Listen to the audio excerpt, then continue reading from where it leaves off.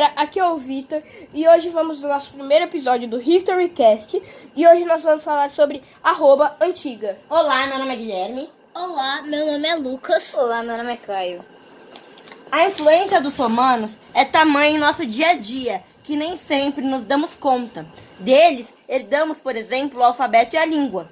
O alfabeto foi desenvolvido pelos fenícios e aperfeiçoado pelos gregos. Chegou até nós por meio de Roma.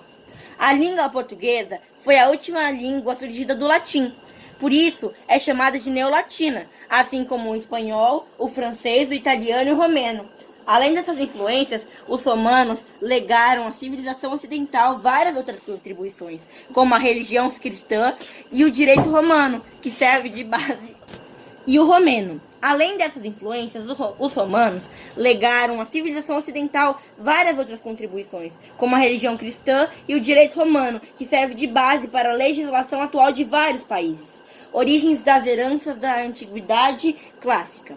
O conhecimento sobre o legado cultural das civilizações grega e romana somente foi possível pela conservação de objetos e sítios arqueológicos ao longo do tempo, desde a antiguidade até hoje. O papel dos estudos sobre o passado foi fundamental, assim como de pessoas e organizações que desde muito tempo valorizam e cuidam de documentos, esculturas, objetos, entre outros, que fazem parte do patrimônio histórico e cultural do período. Aspectos geográficos. A civilização romana surgiu na Península Itálica, que se localiza na Europa e tem como limites os Alpes, ao norte o Mar Adríatico, a leste o Mar Tirreno, a oeste e os mares Mediterrâneo e Jônico, ao sul. Atualmente a região abriga a República Italiana. O clima preponderante é semelhante ao grego, inverno curto e suave e verão seco e quente, chamado clima mediterrâneo. Fundação de Roma. Há duas versões sobre a origem de Roma. Vamos começá-las? Origem lendária. De acordo com a lenda, a história de Roma estaria ligada a Rômulo e Remo, netos do rei Numitor de Alba Longa, cidades fundadas às margens do rio Tibre, pelo filho de Enéas, de origem troiana. Por volta do século 8 a.C., a princesa de Alba Longa, de nome Rhea Silvia, teria engravidado do deus Marte e dado à luz aos gêmeos Rômulo e Remo. Entretanto, seu pai, o rei Numitor, havia sido destronado pelo seu irmão, Amulho, que tomou seu lugar. O rei Amulho, tio de Rhea Silvia, ordenou que os bebês fossem jogados no rio Tibre. Seu objetivo era evitar que eles, ao crescerem, reclamarem seu direito ao trono. Os bebês, contudo, teriam sobrevivido e sido encontrados à margem do rio por uma loba que os amamentou, até que um pastor os achou e levou para sua casa. Quando adultos, os gêmeos voltaram a Alba Longa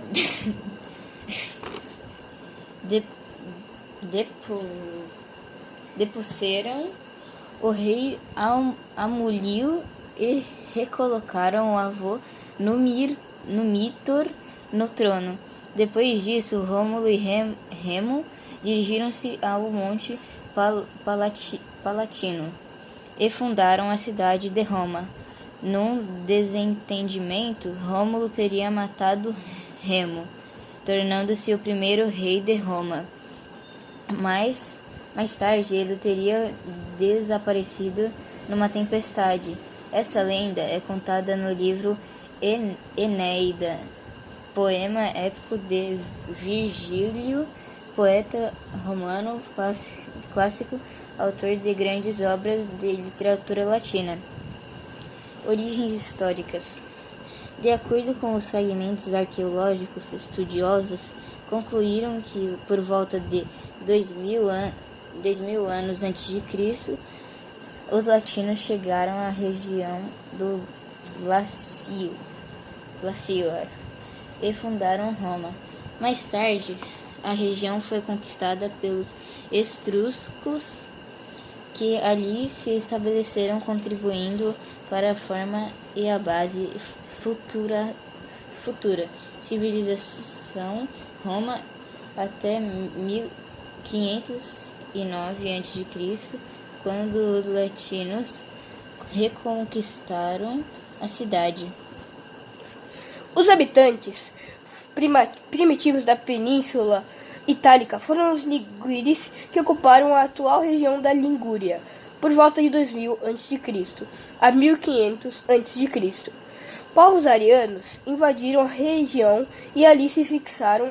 Entre eles destacaram-se sabinos, úmbrios, équos, samnitas, volscos, oscos e latinos. Os latinos se estabeleceram na planície do Lácio e deram origem ao povo romano. Mais ou menos em 1000 a.C., os etruscos, povo de origem desconhecida, fixaram-se na região da Etrúria e acabaram se tornando o povo mais importante da península no início da história romana. No século 8 a.C., durante a segunda diáspora grega, provocada pela desintegração das comunidades gentílicas, o sul da Península Itálica foi invadido pelos gregos, que ali fundaram a Magna Grécia, domínio etrusco. Por volta do ano 600 a.C., os etruscos estavam no auge de seu desenvolvimento. Para evitar conflitos entre as cidades independentes, eles formaram uma confederação com as 12 maiores cidades da Etrúria, conhecida como a Liga dos 12 Povos, chegando a ocupar boa parte da Península Itálica, conforme mostra o mapa ao lado. O culto religioso dos etruscos era semelhante ao dos gregos, em que suas divindades assumiam forma humana. Religião antropomórfica, também acreditavam em adivinhações e realizavam sacrifícios de animais. O poder político era exercido por um chefe vitalício, que comandava também os poderes militar e religioso.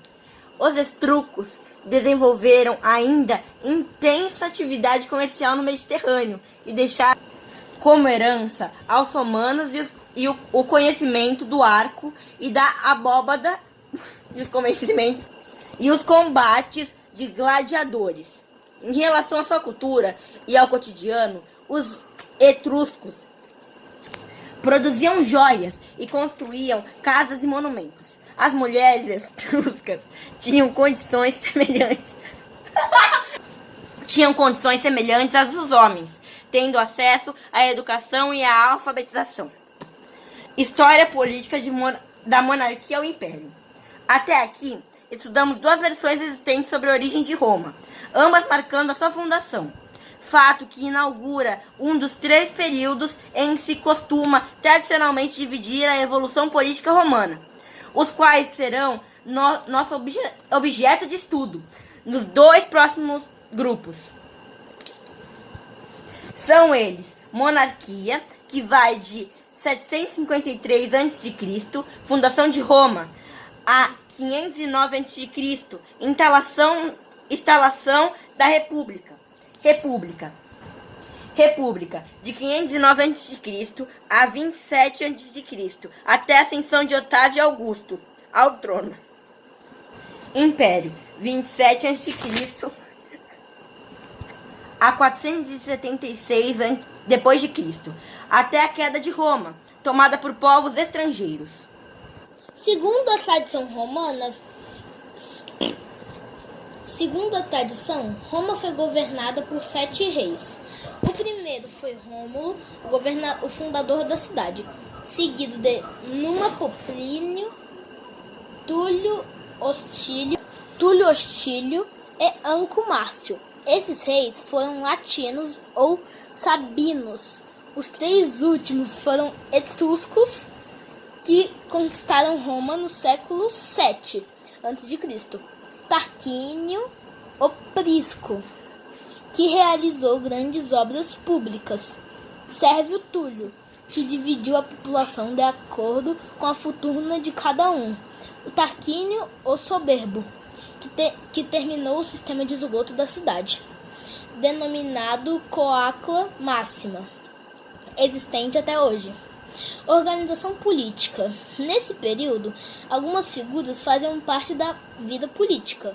O rei era eleito para desempenhar as funções do chefe do poder político, militar, religioso e jurídico, e seu cargo era vitalício. Seu poder, porém, não era ilimitado, pois havia outros grupos de pessoas encarregadas do funcionamento político romano: o senador e a assembleia curial ou curiata. O Senado ou Conselho dos Anciões era composto pelos chefes das grandes famílias. Sua função era indicar o rei para ser aprovada pela Assembleia, vetar ou aprovar leis, além de auxiliar o controle do rei, controlar o rei. A Assembleia Curiata, por sua vez, era formada por patrícios em idade militar, que aprovavam a escolha do rei. Em Roma, os patrícios eram classificados em 30 grupos chamados cúrias, unidades religioso-administrativas que reuniam vários gens, famílias. Organização social. De acordo com a tradição, Rômulo dividiu a sociedade em dois grupos: patrícios e plebeus. Os patrícios eram aristocratas de famílias ricas ligadas por laços de parentesco aos grandes proprietários rurais que possuíam todos os direitos políticos e administravam a cidade, consideravam-se descendentes dos seus fundadores. Já os plebeus eram a maioria da população, formada por pequenos agricultores, artesãos, estrangeiros e comerciantes. Não tinham direitos políticos, mesmo se fossem ricos. Mais tarde, surgiram outros dois grupos: os clientes e os escravizados. Os clientes eram homens livres dependentes dos patrícios, só prestando-lhes em troca de proteção ou um pedaço de terra para cultivar. Os escravizados eram pessoas que perderam a liberdade por dívidas ou eram prisioneiros de guerras. Eles se tornaram numerosos a partir das grandes expedições militares que estudaremos adiante. A queda da monarquia. Em 509 a.C., foi deposto o rei Tarquino, o soberbo, que ele governava Roma de forma despótica, irritando os patrícios que a cada dia participavam menos. Os patrícios estabeleceram a república por meio de um golpe de estado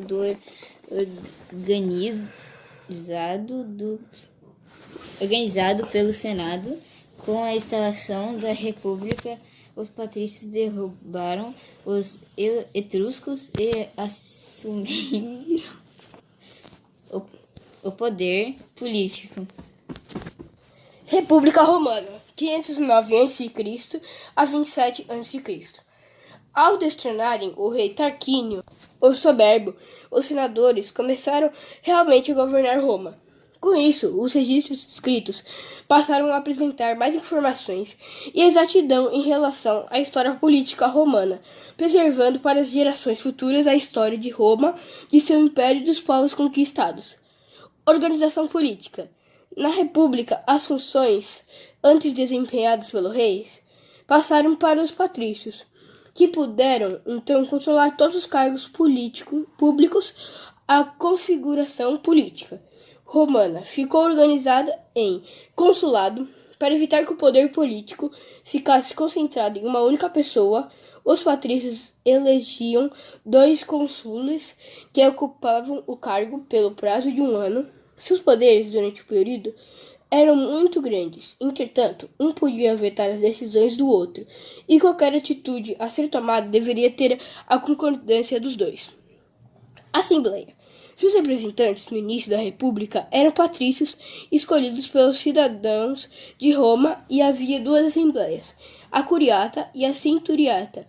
A Assembleia Curiata ou Curial apoiava-se em fundamentos tribais e a Assembleia Centuriata apoiava-se em bases militares. Tanto os cônsules quanto os ditadores normalmente eram escolhidos e eleitos entre os membros dessas assembleias. Senado era o órgão político mais importante, composto por membros vitalícios que decidiam todas as questões políticas e militares, e compunham a magistratura, apesar de ser um órgão consultivo na prática, detinha amplos poderes em razão de sua influência na tomada de decisões dos demais órgãos. Magistratura. O poder executivo era exercido pelos magistrados, que cuidavam da justiça, das obras públicas, dos impostos, da conservação pública, etc. De forma mais detalhada, podemos destacar as seguintes magistraturas existentes na República Romana.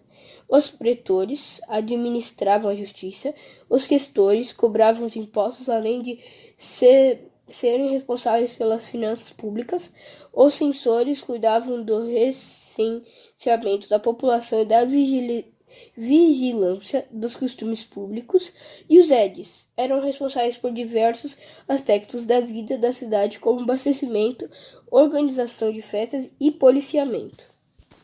Ditadura. Em época de guerra ou grave crise, o Senado escolhia um ditador com amplos poderes para governar por 6 meses. Repare que a organização política inicial do período republicano não envolve toda a população romana. Os plebeus não detinham poderes nas mesmas medidas que os patrícios, que ocupavam os altos cargos da república. Mulheres e escravizados também se viam excluídos da política. A república recém-fundada, portanto, atendia exclusivamente aos interesses patrícios, ou seja, distanciava-se de seu real significado, coisa de todos, pois os plebeus, que tinham condição financeira inferior, eram obrigados a trabalhar, lutar e pagar impostos, sem nenhum direito. Além disso, a inexistência de leis escritas favorecia os patrícios, que manipulavam e alteravam as leis orais de acordo com sua vontade. Lutas pela cidadania. O período republicano foi marcado pelas conquistas territoriais que tornaram Roma a cidade-mundo. Enquanto o exército romano conquistava o mundo, internamente Roma enfrentava sérios problemas relacionados devido às lutas entre patrícios e plebeus, os quais se viam cada vez mais marginalizados. Durante as campanhas militares, os plebeus perceberam que o exército romano dependia muito de sua participação para ter sucesso em passarem a lutar por seus direitos. Roma precisava dos plebeus, que eram os soldados que lutavam nas guerras, e os trabalhadores não pagavam os impostos. Os patrícios não tinham como se sustentar sem eles. Exposição romana. Durante a República dos Romanos, empreenderam vários conflitos com os povos vizinhos. Com os resultados foram incorporando novos territórios. Após a conquista da Península Itálica, Romana ampliou seu interesse por novos territórios para aumentar o controle sobre o comércio no mar Mediterrâneo, o que levou a cidade ao conflito com cargo importante.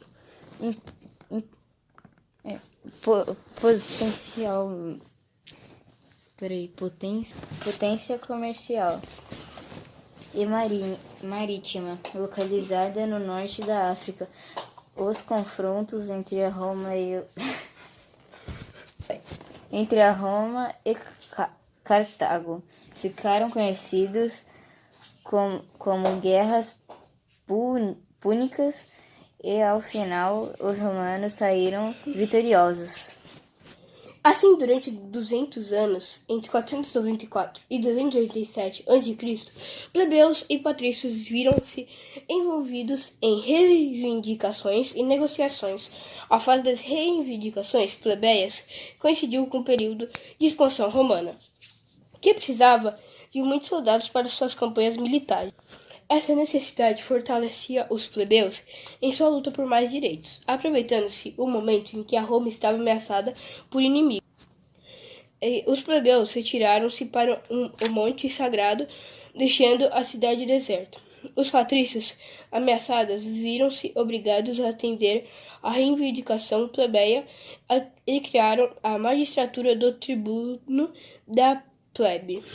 A cada greve, os plebeus subiam o monte sagrado, apavorando os patrícios que ficavam sem trabalhadores e sem soldados. Com essa pressão, os plebeus aos poucos obtiveram as seguintes conquistas. Tribuno da plebe era representante manifestada por eleito pelos plebeus com poder de veto sobre as decisões do governo que prejudicassem a plebe.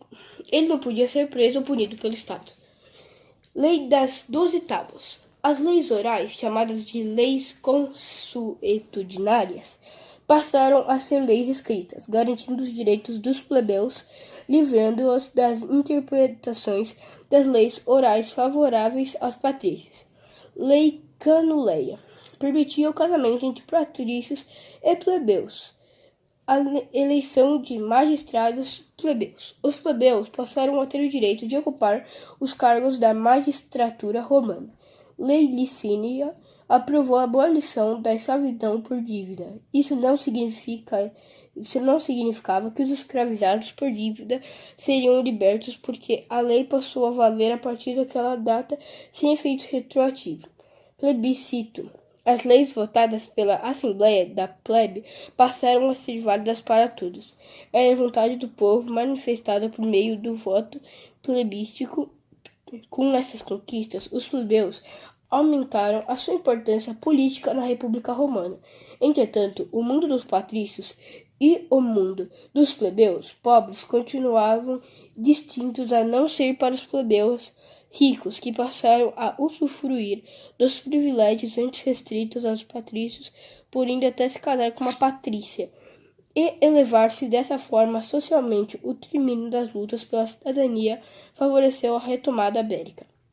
Sobre as terras conquistadas, Roma estabeleceu seu domínio e o latim tornou-se a língua mais falada da época. A língua latina foi preservada em vários países do Ocidente, entre eles o Brasil, cujo idioma oficial, o português, é uma língua neolatina.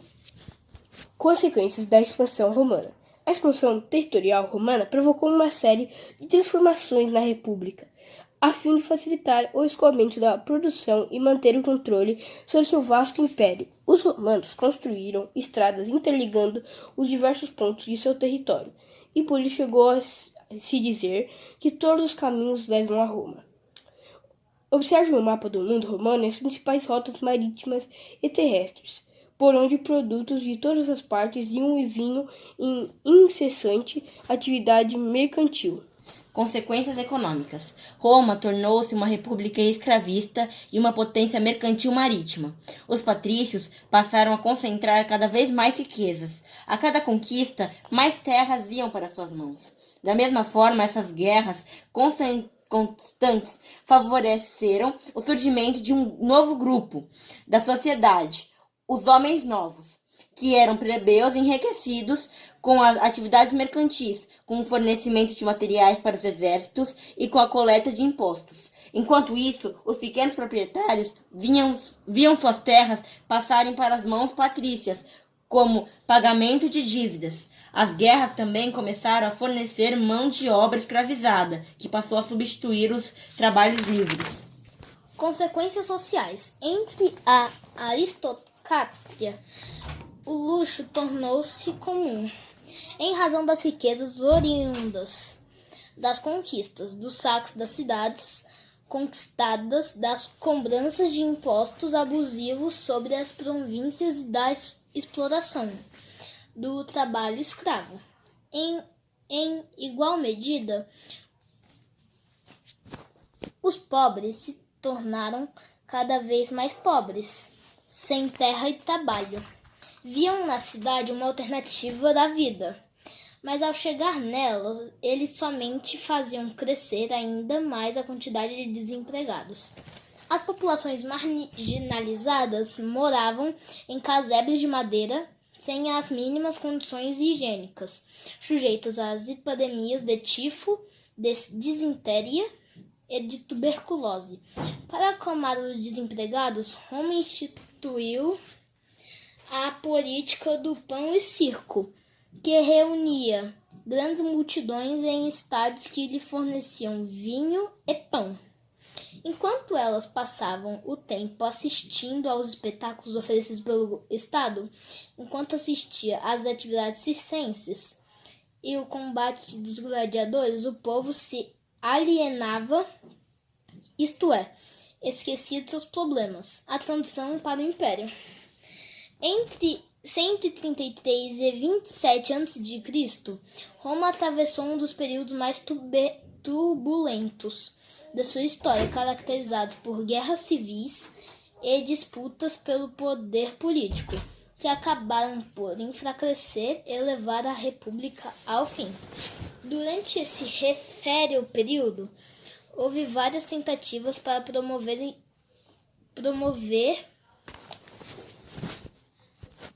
promover a paz interna, favorecendo o surgimento de algumas figuras políticas e instituições, tais como os irmãos Graco, as ditaduras de Mário Sila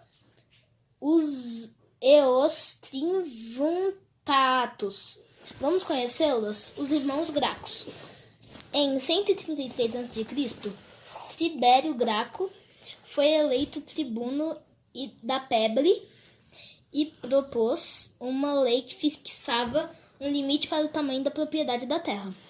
As terras que ultrapassavam o limite fixado seriam devolvidas ao Estado, que então realizaria uma redistribuição fundiária entre os plebeus. Essa tentativa de reforma agrária despertou a ira dos latifúndios, os grandes proprietários de terra, que assassinaram Tibério e outros 300 seguidores e atiraram seus corpos no rio Tibre. Caio Graco, irmão de Tibério, foi eleito em 123 a.C. tribuno de Plebe. Os Triunviratos. Com a vitória sobre a revolta de Espartaco, Pompeu e Crasso foram eleitos cônsules. Mesmo assim, a instabilidade política em Roma era generalizada. Numa tentativa de salvaguardar a República Romana, formou-se um governo de 3, dando início aos denominados Triunviratos. E assim finalizamos o vídeo.